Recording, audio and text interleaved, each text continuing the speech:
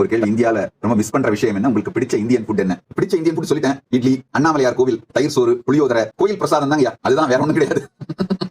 அதுதான் பிடிச்ச Indian food.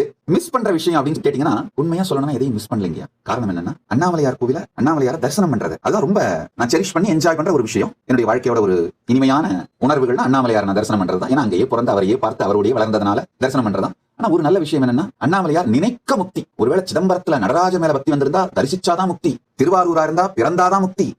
காசியா இருந்தா அங்க இறந்தாதான் முக்தி. அப்ப என்ன மாதிரி ஆளுங்களுக்கு என்னதான் கதி? இது மாதிரி எந்த சங்கடமும் இல்லாம யாருக்கு வேணுமானா முக்திய ஓப்பன் சோர்ஸா மாத்தினது அண்ணாமலையார் தான். நினைச்சாலே முக்திப்பா அப்படின்ட்டார். அதனால அந்த கட்டாயமும் தரிசனம் பண்ணி தான் ஆகணுன்ற கட்டாயமும் எனக்கு இல்ல. அண்ணாமலையான் நினைத்தாலே முக்தி. முக்திய ஓப்பன் சோர்ஸ் ஆக்குன முதல் தெய்வம் அண்ணாமலையார் தான். பெருசா மிஸ் பண்றேன்னு சொல்ல முடியாது.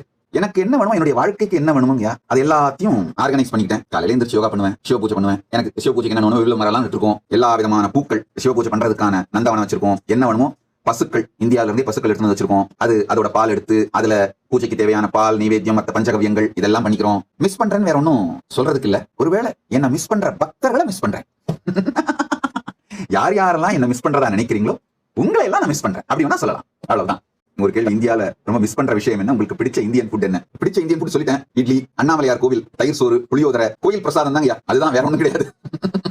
அதுதான் பிடிச்ச இந்தியன் ஃபுட்.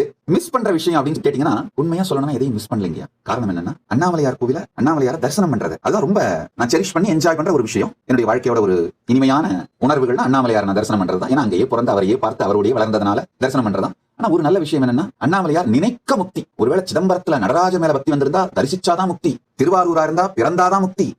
காசியா இருந்தா அங்க இறந்தாதான் முக்தி. அப்ப என்ன மாதிரி ஆளுங்களுக்கு என்னதான் கதி?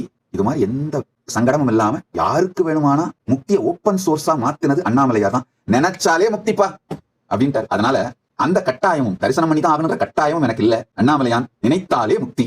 முக்திய ஓப்பன் சோர்ஸ் ஆக்குன முதல் தெய்வம் அண்ணாமலையார் தான். பெருசா மிஸ் பண்றேன்னு சொல்ல முடியாது. எனக்கு என்ன வேணுமோ, என்னுடைய வாழ்க்கைக்கு என்ன வேணுமோங்க, அது எல்லாத்தையும் ஆர்கனைஸ் பண்ணிக்கிட்டேன். காலையில இருந்து யோகா பண்ணுவேன், சிவ பூஜை பண்ணுவேன். எனக்கு சிவ பூஜைக்கு என்ன வேணுமோ, மரம்லாம் இருக்கும். எல்லா விதமான பூக்கள் சிவ பூஜை பண்றதுக்கான நந்தவனம் வச்சிருக்கோம். என்ன வேணுமோ பசுக்கள், இந்தியாவில இருந்தே பசுக்கள் எடுத்து வந்து வச்சிருக்கோம்.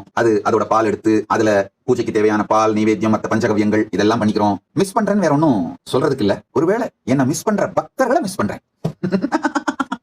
யார் யாரெல்லாம் என்ன மிஸ் பண்றதா நினைக்கிறீங்களோ உங்களை எல்லாம் நான் மிஸ் பண்றேன் அப்படி வேணா சொல்லலாம். அவ்வளவுதான்.